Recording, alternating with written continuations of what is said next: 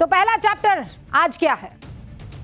पहला है भ्रम फैलाकर सूरमा बनना और फिर माफी मांगकर पीछे हटना। राहुल गांधी का रिग्रेट वाला चैप्टर आपके सामने रख रही हूं। जो राहुल गांधी सीना ठोक कर कहते थे मेरा नाम गांधी है, मैं माफी नहीं मांगता, लेकिन अब कोर्ट में खेद व्यक्त कर रहे हैं। क्यों?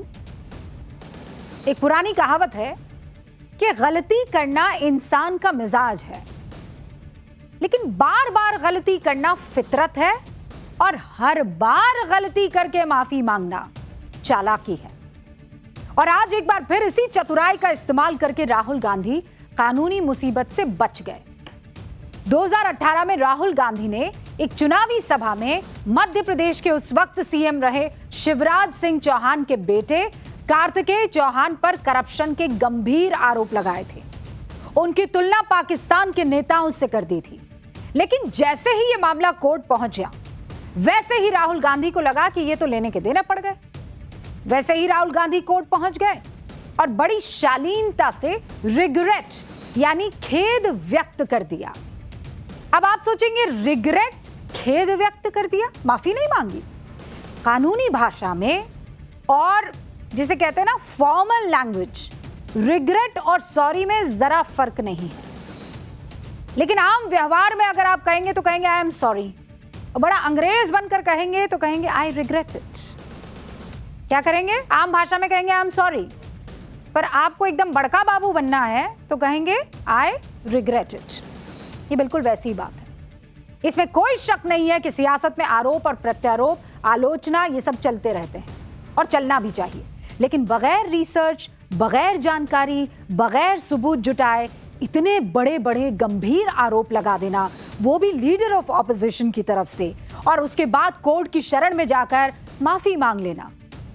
आप मुझे बताइए, पहले हजारों लोगों की भीड़ के सामने आरोप लगा दीजिए, सामने वाले कैरेक्टर की धज्जियां उड़ा दीजिए, और जैसे ही फंस जाए तो एक शब्द, मात्र एक शब्द, कौन सा शब्द? रिग्रेट। रिग्रेट बोलकर निकल लेना। ऐसा लगता है कि राहुल जी का ये फॉर्मूला एकदम सेट है। पहले बयान दे दीजिए, भीड़ में एकदम ऐसा बयान दीजिए कि इनसे बेहतर और इनसे सच्ची बात तो कोई करे ही नहीं सकता, और फिर विवाद हो जाए तो खेद व्यक्त कर लो या फिर माफी मांग लो।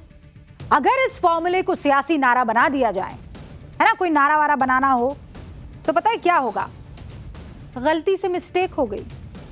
और ऐसा पहली बार नहीं हुआ है जब राहुल गांधी ने रिग्रेट कहकर मुसीबत से बाहर निकलने की कोशिश की।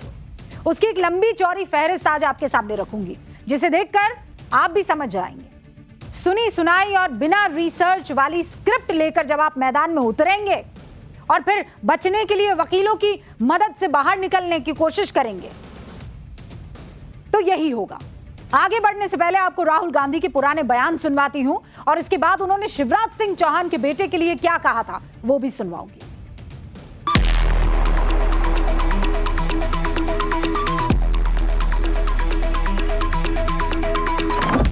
मामा जी के जो बेटे हैं, राहुल गांधी आपके दिमाग में है, मैंने मार दिया उसको।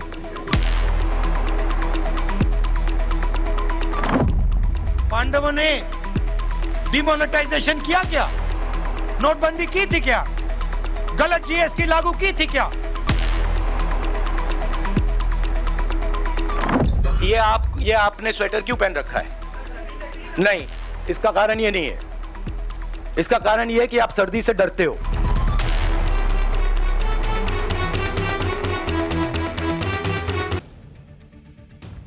अब यही वजह है कि राहुल गांधी के विरोधी ये कहते हैं कि राहुल गांधी की राजनीति में दो परमानेंट दोस्तियां हैं, दो परमानेंट फ्रेंड्स हैं। पहला चुनावी बयान या प्रेस कॉन्फ्रेंस करना, और दूसरा सफाई या खेद व्यक्त कर देना। ये दो ये बेस्ट फ्रेंड हैं। इस बार जो विवाद हुआ है वो करीब 8 साल पुराना है। राहुल गांधी ने इस मामले को तारीख पर तारीख में पहले उलझाया, फिर जब सारे ऑप्शन खत्म हो गए तब खेद व्यक्त कर दिया, आई रिग्रेट कह दिया। ऐसा लगता है कि उनका इरादा मन से माफी मांगने का नहीं था, कतई नहीं था। 2018 में मध्य प्रदेश के झाबुआ की एक चुनावी रैली थी। राहुल गांधी अपने अंदाज में जनता के सामने गए, पनामा पेपर लीक स्कैंडल का उन्होंने जिक्र किया। इसमें उन्होंने शिवराज सिंह चौहान और उनके बेटे का नाम लिया और उस पर आरोप लगाया। इसके बाद 30 अक्टूबर 2018 को कार्तिकेय सिंह चौहान ने राहुल गांधी के खिलाफ डेफेमेशन यानी मानहानि का केस दायर कर दिया। कार्तिकेय ने कोर्ट से कहा कि राहुल गांधी के बयान से उनकी प्रतिष्ठा और उनकी छवि को नुकसान पहुंचा है। फिर आया फरवरी 2025। भोपाल की एमपी एमएलए कोर्ट ने राहुल गांधी को पहला समन जारी किया। फिर आया मई 2025। समन जारी होने के बाद भी राहुल गांधी कोर्ट में नहीं गए। फिर कोर्ट ने दूसरा समन जारी किया। अगस्त 2025 में कोर्ट ने राहुल गांधी को व्यक्तिगत रूप से पेश होने के लिए तारीख तय कर दी। अब राहुल गांधी अलर्ट मोड पर आ गए और मार्च 2026 एमपी एमएलए कोर्ट के सामने उनके समन को चुनौती देते हुए हाईकोर्ट पहुंच गए। अब आया 25 जून। राहुल गांधी ने हाईकोर्ट में लिखित आवेदन दिया और खेद व्यक्त कर दिया। वो खेद वाली कॉपी मैं आपके पास लेकर आई।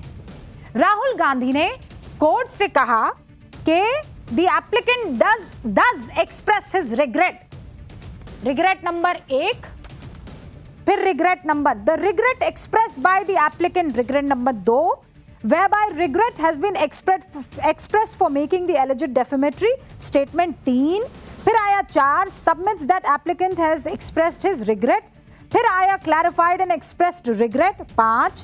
कितने हो गए अब तक? कितने हो गए? 5 हो गए ना? 5 रिग्रेट एक ही पेज में आ गए। एक ही पेज में 5 रिग्रेट आ चुकी है।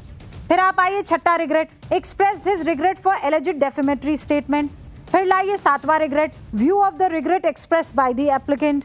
फिर लाइए 8वां regret, when regret has been expressed by the applicant the proceeding before this court are closed and proceeding pending before the JMFC special जज। ये जज साहब कह रहे हैं, ठीक है। अब राहुल गांधी ने कोर्ट से कहा कि उनका बयान शिकायतकर्ता यानी कार्तिकेय चौहान के लिए नहीं था। सुनिए राहुल गांधी ने 2018 में कहा क्या था। इधर शिवराज चौहान जी, मामा जी, उधर चौकीदार, इधर मामा जी।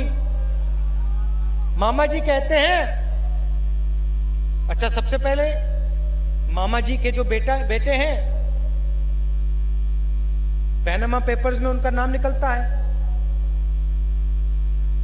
नवाज शरीफ पाकिस्तान के प्राइम मिनिस्टर का नाम निकलता है। पाकिस्तान जैसे देश में उसको जेल में डाल देते हैं, मगर यहां चीफ मिनिस्टर का बेटा, उसका नाम पनामा पेपर्स में निकलता है तो कोई कार्रवाई नहीं होती। तो ये ऑर्डर कॉपी थी जिसको मैंने आपको पढ़कर सुनाया, पूरा नहीं पढ़ा। रिग्रेट रिग्रेट रिग्रेट जहां जहां मेंशन था वो बता दिया और 8 मर्तबा इस रिग्रेट शब्द का इस्तेमाल किया है। फिर मैंने सोचा ये सॉरी और रिग्रेट में अंतर क्या होता है, तो हमने क्या किया, हमने गूगल किया और गूगल में पता चला कि जब आप फॉर्मली किसी को सॉरी बोलते हैं, जब थोड़ा सॉरो टाइप का कुछ प्रकट करते हैं तो उसे रिग्रेट कह देते हैं। ऐसा माना जाता है कि बार बार रिग्रेट या सॉरी कहने से गलती मिटती नहीं, फिर सॉरी सिर्फ एक शब्द हो जाता है, केवल शब्द, उसका कोई मतलब, उसका कोई भाव नहीं रहता है। और ऐसा पहली बार नहीं है जब राहुल गांधी ने कोर्ट में रिग्रेट या माफी मांगी हो। आपको याद दिला दूं, विनायक दामोदर सावरकर, उस मामले में भी राहुल गांधी को कोर्ट से फटकार पड़ी थी, लेकिन फिर भी वो बार बार अपनी गलती दोहराते गए। पहले आपको वीर सावरकर को लेकर राहुल गांधी के बयान सुनवाती हूं। तो मैं तो इसमें बहुत क्लियर हूं, सावरकर जी ने अंग्रेजों की मदद की थी। राहुल गांधी ने वीर सावरकर के बारे में कई बार ऐसे बयान दिए, माफी वीर तक उन्हें बुलाया। बीजेपी ने राहुल गांधी से माफी मांगने का प्रेशर बढ़ाया, लेकिन राहुल गांधी ने सार्वजनिक मंच से कहा और माफी नहीं मांगी। ये कहा कि मेरा नाम गांधी है, मैं माफी नहीं मांगता। लेकिन बाद में जब कोर्ट पहुंचे तो सारे तेवर ठंडे पड़े। इस केस के बारे में जानने से पहले आपको राहुल गांधी के उस बयान को सुनना चाहिए, फिर आप मामला समझेंगे।